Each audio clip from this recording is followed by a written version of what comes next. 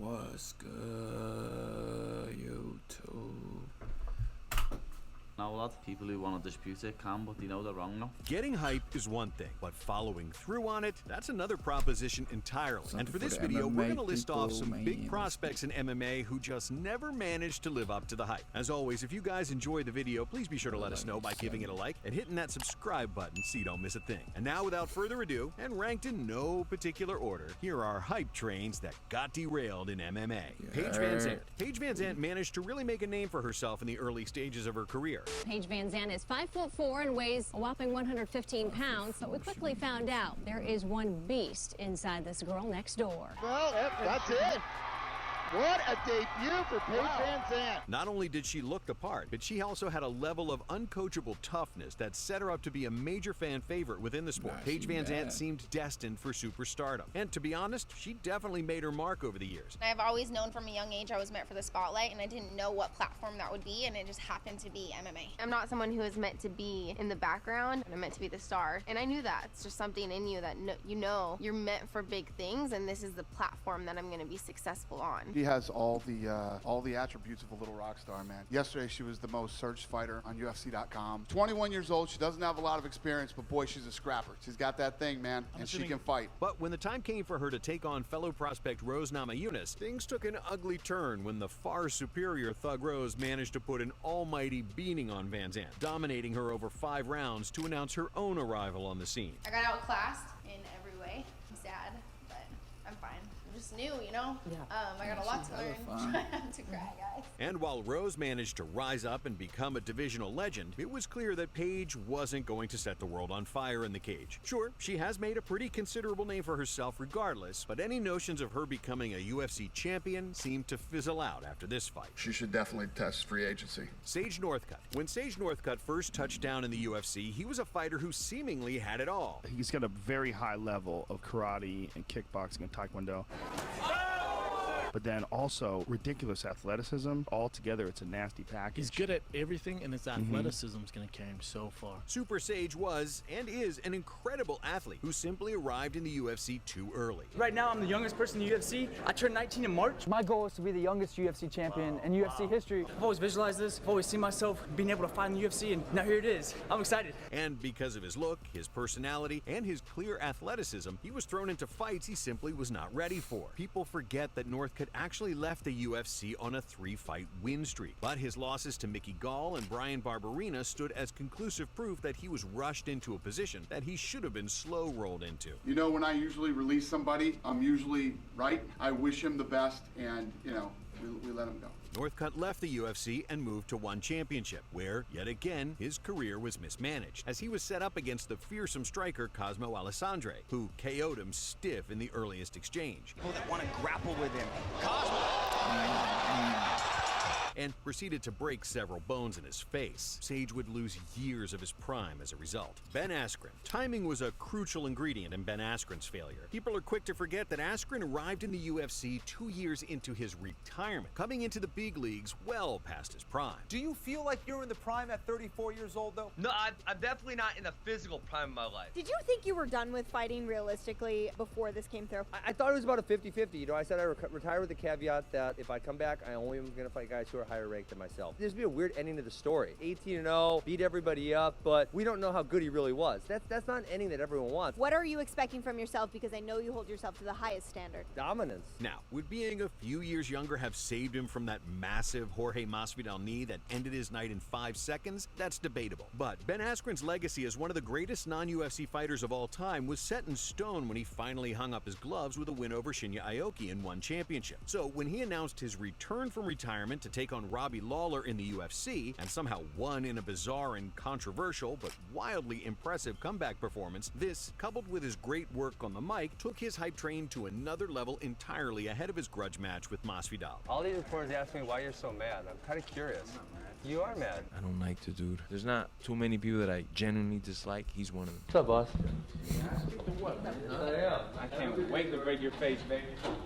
There is no way in God's green earth this guy could do anything to me. It's totally impossible. How do you beat him? Any way I want. How do you think? I dominate him whole time. His muscles aren't very big and his beard's pretty ugly. But besides that, I think it's going to be total domination. I'm happy I'm going to get paid to correct that mistake that has been Askren. But man, to say that he had a rough night at the office with that 5-second KO loss would be putting it lightly. I remember being in the cage with him. I don't really remember the flying knee. I was like, oh, I lost to George Masvidal. This freaking sucks. Unfortunately, his career was all downhill after that. Darren Till. The Darren Till story is a rather unfortunate one. At certain points, he looked like he was just a few small adjustments away from becoming the best welterweight on the planet. I want to be one of the best fighters ever to have lived in the sport of MMA. Darren Till seems like a star in the making. I mean, undefeated. He's got kind of that X factor, obviously. People don't know how good he is, and I think a lot of people in the UK are realizing that we have another rising star. We have somebody that has the potential to go all the way. I will win that title. I know it. I know it. I know I'm a great, and I know I'm a champion. No one's going to get in my way to where I want to go. But in truth, he never did manage to hit the heights that he reached when he destroyed Donald Cerrone back in 2017. Whether it was his tendency to be totally inactive on the feet or his real lack of defensive wrestling, Till was found to be quite limited in fights against guys like Tyron Woodley, Derek Brunson, and in particular his recent loss to Dricus du Plessis, a frustratingly one-note fighter who earned more star power outside of the cage than actual solid victories in it. I'm on a bit of a losing spirit at the moment, I really am. I'm in a step there in the octagon. I just can't seem to put things together. I think I'm gonna have a little bit of time off from the UFC, I don't know, and just rethink stuff. He would eventually request his release from the UFC to focus on other areas, so who knows how this saga will eventually play out. He did ask for his release, and we did release him. I don't know what his plans are for outside of the UFC, but obviously we wish him the best, and if he gets to a level where he thinks he's ready to come back to the UFC, yeah, we would probably do it. Hector Lombard. It might seem like ages ago now, but there was a time where Hector Lombard was once seen as one of the greatest fighters in the sport outside of the UFC. They're close to each other. Jay Silva. Oh, good left hand. The end is there. And that is it.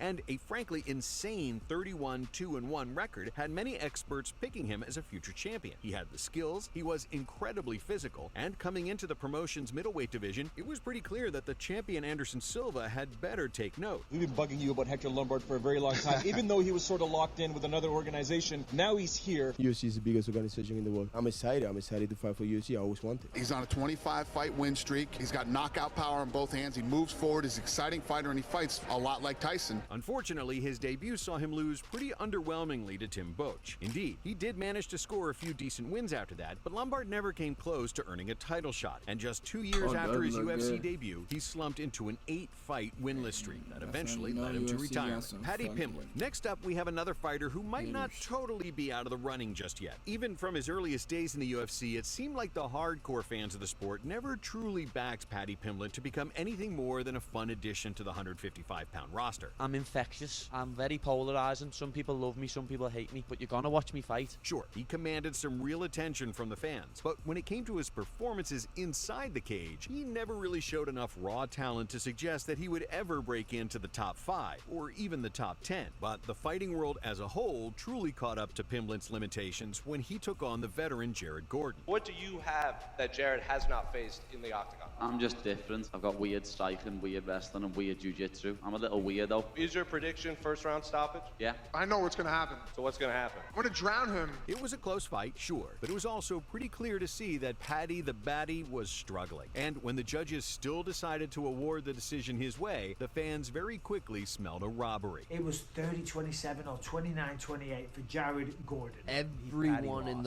our building was like, damn, Paddy lost. They give him a Christmas gift. He clearly lost the fight. I looked at you like, what the f***? That didn't make any sense. I thought it was 2-1. I know for the fact that I won the fight. I don't care what anyone says, lad. He definitely lost 30-27. He's completely delusional, or it's a gimmick. If somebody tells me somebody has 6.5 minutes of control time on me, okay, yeah, maybe I could see how you would think that the other person won. You don't see that at all from any others. No. I don't. Pimblett has enough time to turn it all around, sure, but his limits as a fighter on a technical level are very, very clear. I know after that performance I've got I need to work on, and I'm going to work on it, and I'll come back an even better version of what I was tonight. Watch. Kevin Lee. The biggest question is, where does Kevin Lee fit into this? It's hard to pinpoint the exact moment that Kevin Lee's hype train truly came off the tracks, but after showing himself to be one of the most athletic, explosive, and dangerous 155-pounders in the sport, Lee was primed to finally break into the upper tiers at 155 pounds when he took on Tony Ferguson for the lightweight title. Look, Tony, I'm gonna you up. You know you gonna know who I am. He's just got everything that you look for in a really exciting young prospect that could be a superstar. I hope that you can take the power. I hope that you can take the speed. I see a lot of holes in this game. I think the UFC already had bigger plans for me. They already saw that I'm the future of this division, and I'm somebody that's gonna really go out there and put a whooping on their boy. Nobody is gonna stop me from winning this championship belt, so that's what I'm about to do. And in the early stages, he looked pretty damn good. But as his gas tank failed him, Tony began to take over, eventually subbing the Motown phenom to hand him the biggest loss of his career so far. I'm devastated. Just didn't go my way, but I'm gonna come back and I'm gonna come back stronger. And for every huge victory, like his win over Gregor Gillespie, there'd be a loss like the Charles Oliveira fight, or the Ragin' Al disappointment in the rematch. This sport sometimes has like the lowest of lows. Really don't feel lower than right now. And just as the fans started to believe in this guy again after following on from him re-signing with the UFC this year, his actual performance on fight night was truly terrible, making the idea of him ever reaching his potential highly unlikely. To make a long story short, I'm deciding to retire from MMA and the UFC. Gregor Gillespie. Gregor Gillespie is one hell of a lightweight fighter. Are you familiar with Gregor? This guy's only lost one fight, and at one point this guy was undefeated 11-0, and he was on a trajectory for a championship run. People would ask me all the time, is there anyone that could beat Khabib? I said Gregor. That's how good he is. But he really doesn't seem to be too interested in competing very frequently. Prior to his downturn in activity, Gillespie was really starting to look like the real deal, utilizing a high-intensity form of wrestling to dominate his opponents in the stacked 155-pound division. There's Gillespie's bread and butter right there. He's a very decorated wrestler. But then, on the biggest stage of his career, he ran into a prime Kevin Lee, got head kicked into oblivion,